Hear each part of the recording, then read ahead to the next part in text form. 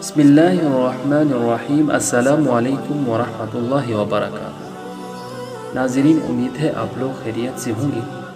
آج ہم آپ کے ساتھ موت کے حوالے سے حضور اکرم صلی اللہ علیہ وسلم کا فرمان سنائیں گے۔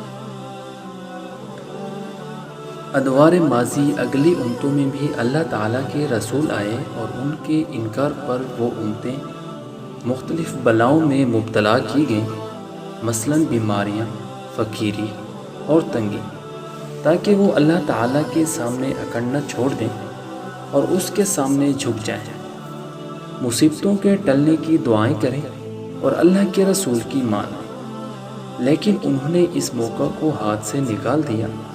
باوجود بری حالت ہونے کے دل کا کفر نہ ٹوٹا، اپنی ضد سے نہ ہٹے، تو ہم نے دوسری طرح پھر ایک موقع دیا۔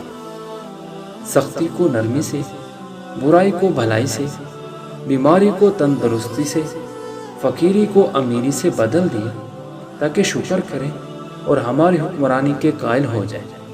لیکن انہوں نے اس موقع سے بھی فائدہ نہ اٹھایا، جیسے جیسے بڑھے ویسے ویسے کفر میں پھنسے،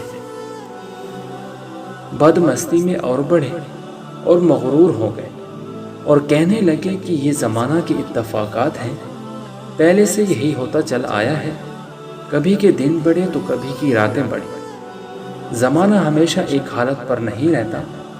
الغرض، اتفاق پر محمول کر کے معمولی سی بات سمجھ کر دونوں موقع ٹال دیے۔ ایمان والے دونوں حالتوں میں عبرت پکڑتے ہیں، مصیبتوں پر صبر، راحت پر شکر ان کا شیوا ہوتا ہے۔ بخاری و مسلم میں ہے، رسول اللہ صلی اللہ علیہ وسلم فرماتے ہیں، مومن پر تعجب ہے، اس کی دونوں حالتیں انجام کے لحاظ سے اس کے لیے بہتر ہوتی ہیں۔ ہاں، منافق کی مثال گدھے جیسی ہے، جسے نہیں معلوم کہ کیوں باندھا گیا اور کیوں کھولا گیا۔ او کما قال، بس ان لوگوں کو اس کے بعد اللہ کے عذاب نے اچانک آ پکڑا۔ یہ محض بنجر تھے، اپنی خرمستیوں میں لگے ہوئے تھے۔